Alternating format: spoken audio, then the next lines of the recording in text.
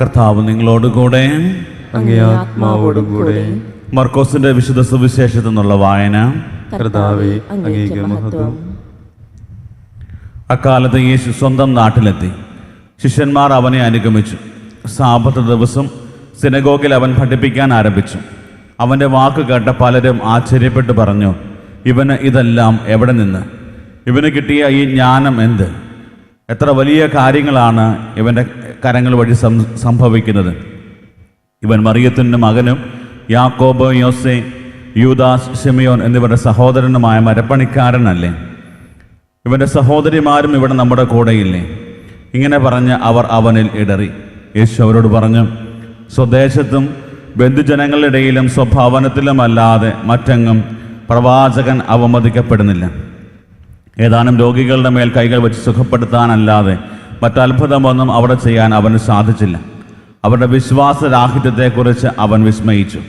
അവൻ ഗ്രാമപ്രദേശങ്ങളിൽ ചുറ്റി സഞ്ചരിച്ച് പഠിപ്പിച്ചുകൊണ്ടിരുന്നു. കർത്താവിൻ്റെ സുവിശേഷം. ക്രിസ്തുവേ, അങ്ങേക്ക് സ്തുതി.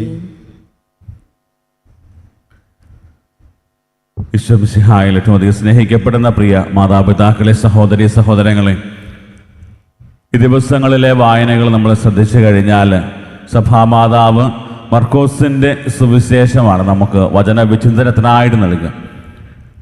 ഈശോയുടെ പരസ്യജീവിതം ആരംഭിക്കുന്നത് മുതൽ അപ്രകാരമാണ് തൻ്റെ വലിയ ദൗത്യം, പിതാവായ ദൈവം തന്നെ ഏൽപ്പിച്ച ദൗത്യം ഈശോ പൂർത്തീകരിക്കുന്നത് കാണാൻ പറ്റും.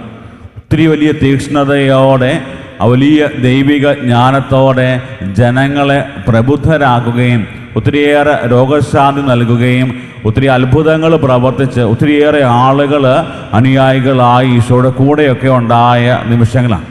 അങ്ങനെ എല്ലായിടത്തും ഒത്തിരിയേറെ അത്ഭുതങ്ങൾ ചെയ്ത്, ഒത്തിരി നല്ല കാര്യങ്ങൾ ചെയ്ത്, ഒത്തിരി അണികളോടുകൂടെ സ്വന്തം ദേശത്ത് വരുമ്പോൾ ഈശോ അവഗണിക്കപ്പെടുന്ന ഒരു വലിയ ഒരു അനുഭവം. അതുകൊണ്ട് അതാണ് നമ്മൾ വായിച്ച സുവിശേഷത്തിൽ നമ്മൾ കാണുക, സ്വദേശത്ത് ഈശോ അത്രമാത്രം അവഗണിക്കപ്പെടുന്നു.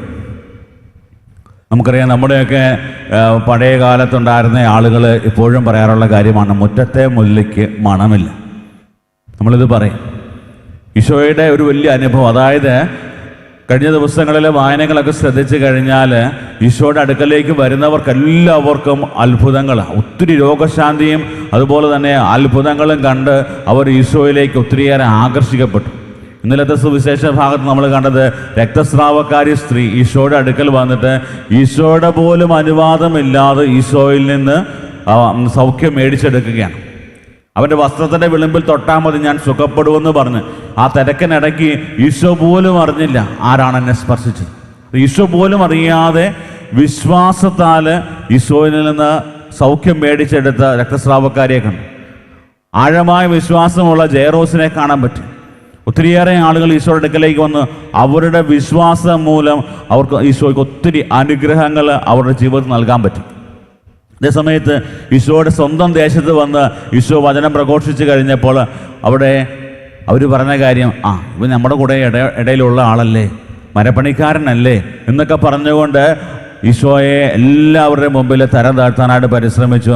അവരുടെ വിശ്വാസരാഹിത്യം കണ്ട് അവൻ വിസ്മയിച്ചു എന്നാണ് വചനം പറയുന്നത്.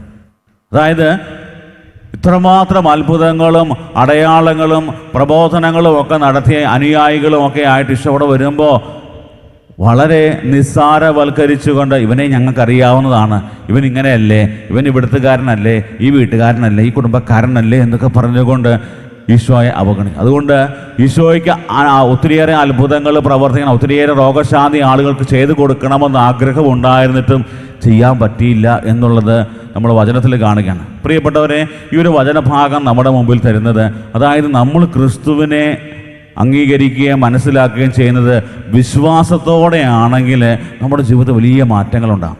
കഴിഞ്ഞ ദിവസം ഇന്നലെ ഞാൻ കൊറോണ സമയത്ത് എഴുതിയ ഒരു ഗാനം ഇന്നലെ യൂട്യൂബിൽ റിലീസ് ചെയ്തു.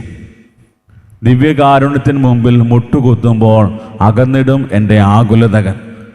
ഞാനിത് കൊറോണ സമയത്ത് എഴുതാനുള്ള കാരണം, ഒത്തിരിയേറെ ആളുകൾ ആ സമയത്ത് ഒത്തിരിയേറെ നൊമ്പരങ്ങളും വേദനകളും ഒക്കെ ആയിട്ടിരുന്നപ്പോൾ അവരുടെ ജീവിതത്തിൻ്റെ ഏറ്റവും വലിയൊരു പ്രശ്നം എന്ന് പറയുന്നത്, ഈ കൊറോണ സമയത്ത് വീടിന് പുറത്തിറങ്ങാൻ പറ്റത്തില്ല, പക്ഷേ കർത്താവെ നിൻ്റെ കൂടെ ആയിരിക്കാൻ ഞങ്ങൾക്ക് പറ്റുന്നില്ലല്ലോ. പക്ഷെ അതേ സമയത്ത് ആ ഓൺലൈനിലൂടെയൊക്കെ ആണെങ്കിലും ആരാധനയിലൊക്കെ പങ്കെടുത്ത് വിശ്വാസത്തോടെ കർത്താവിൻ്റെ സന്നിധിയിലേക്ക് വന്നവർക്ക് വലിയ അത്ഭുതങ്ങളും മാറ്റങ്ങളും ആശ്വാസവും ഒക്കെ ലഭിച്ചു. ഇന്ന് നമുക്കറിയാം, നമ്മുടെയൊക്കെ സഭയിൽ ഓരോ കാര്യങ്ങളും നമ്മൾ ശ്രദ്ധിച്ചു കഴിഞ്ഞാൽ ഒത്തിരിയേറെ അസ്വസ്ഥതകളിലൂടെ കടന്നു പോകുന്നുണ്ട്.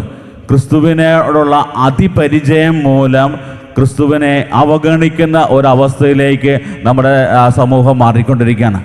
ക്രിസ്ത്യാനികളെ സംബന്ധിച്ചിടത്തോളം ക്രിസ്തു അവരുടെ ജീവിതത്തിൻ്റെ ഏറ്റവും സെൻറ്ററായിട്ട്, അല്ലെങ്കിൽ ജീവിതത്തിൻ്റെ ഭാഗമായിട്ട് മാറേണ്ട ക്രിസ്തുവിനെ മാറ്റി നിർത്തിയിട്ട് ബാക്കിയുള്ള കാര്യങ്ങൾക്ക് പ്രാധാന്യം കൊടുക്കുമ്പോൾ ഒരു ക്രിസ്ത്യാനി വിശ്വാസിയാണെന്ന് പറയുന്നത് വളരെ തെറ്റായൊരു കാര്യമാണ്. അതിനെല്ലാം അങ്ങ് അംഗീകരിക്കേണ്ടത്. മറിച്ച് ഓരോ ക്രിസ്ത്യാനിയും ക്രിസ്തുവിനെ അറിഞ്ഞ് അനുഭവിച്ച് വിശ്വാസത്തോടെ അവനിലേക്ക് തിരിച്ചു വരാൻ തുടങ്ങുമ്പോൾ ഒത്തിരി മാറ്റങ്ങളും സൗഖ്യവും ഒക്കെ നമുക്ക് അനുഭവിക്കാൻ പറ്റും. ഇന്ന് ലോകത്തിലെല്ലാവരും ഓടി നടക്കുകയാണ്. എവിടെ കിട്ടും എനിക്ക് സൗഖ്യം, എനിക്ക് എവിടെ കിട്ടും ഒരാശ്വാസം എന്ന് പറഞ്ഞുകൊണ്ട് ഓടി നടക്കുമ്പോൾ കർത്താവിൻ്റെ അടുത്ത് വിശ്വാസത്തോടെ വരാൻ നമുക്ക് സാധിക്കുന്നുണ്ടോ?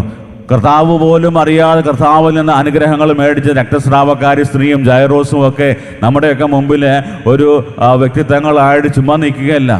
നമ്മുടെ ജീവിതങ്ങളെ കൂടുതൽ പ്രചോദിപ്പിക്കുവാനും ആ കലുഷിതമായ ജീവിത സാഹചര്യങ്ങളിലും നമ്മുടെ കടന്നു പോകുന്ന സാഹചര്യങ്ങളിലൊക്കെ അതിനെ അതിജീവിക്കാനായിട്ടുള്ള ഒരു വലിയ കൃപ നമുക്ക് ലഭിക്കാൻ വേണ്ടി അതൊരു വലിയ മാതൃകയായിട്ടാണ് നമ്മുടെ മുമ്പിലായിരിക്കുക. ഇന്നത്തെ വചനഭാഗം അതുതന്നെയാണ്. നമ്മുടെ ജീവിതത്തിൽ നമ്മൾ ഓടി നടക്കേണ്ടവരല്ല, മറിച്ച് വിശ്വാസത്തോടെ കർത്താവിൻ്റെ മുമ്പിലേക്ക് വരിക. കർത്താവ് നമ്മളെ അനുഗ്രഹിക്കുവാനായിട്ട് തയ്യാറായി നിൽക്കുകയാണ്. കർത്താവിനെ നമ്മൾ വിശ്വാസത്തോടെ അംഗീകരിക്കുകയും സ്നേഹിക്കുകയും ചെയ്യാൻ തുടങ്ങുമ്പോഴാണ് നമ്മുടെ ജീവിതത്തിലേക്ക് മാറ്റങ്ങൾ സംഭവിക്കുക. പ്രിയപ്പെട്ടവരെ, ഇന്ന് ഈ പരിശുദ്ധ കുർബാനയിൽ നമുക്കും തീക്ഷ്ണമായിട്ട് പ്രാർത്ഥിക്കാവുന്നൊരു കാര്യം, കർത്താവേ, പലപ്പോഴും അതിപരിചയം മൂലം ഞങ്ങളുടെയൊക്കെ ജീവിതത്തിൽ നിന്നെയൊക്കെ മാറ്റി നിർത്തേണ്ട സാഹചര്യമാണ്. ഈശോയല്ലേ, കുറച്ച് മാറി നിൽക്കട്ടെ. അങ്ങനെ ഒരു അനുഭവം നമുക്കൊക്കെ ഉണ്ടാകും. നമ്മളിന്ന് സമൂഹ മാധ്യമങ്ങളിലൊക്കെ കാണുന്ന കാര്യം അതാണ്. ഇത്രമാത്രം കാര്യങ്ങൾ നടന്നിട്ടും നമ്മളെയൊക്കെ വീണ്ടും സ്നേഹിക്കുന്നുണ്ടെങ്കിൽ ഈശോയുടെ സ്നേഹവും കരുണയും ഒക്കെ നമ്മൾ ധ്യാനിക്കേണ്ടതാണ്. വീണ്ടും ഇന്ന് ഈ വചനഭാഗത്തിലൂടെ വിശുദ്ധ കുർബാനയിലൂടെയും നമ്മളെ ഇത്രമാത്രം സ്നേഹിക്കുകയും നമ്മളെ അനുഗ്രഹിക്കാൻ തയ്യാറായി നിൽക്കുന്ന ഈശോയിലേക്ക് വിശ്വാസത്തോടെ കടന്നു വരാനായിട്ടുള്ള കൃപ തരണമേ എന്ന് പ്രത്യേകം നമുക്ക് പ്രാർത്ഥിക്കാം. ദൈവം നമ്മളെ സമർത്ഥമായി അനുഗ്രഹിക്കട്ടെ. ആമേൻ.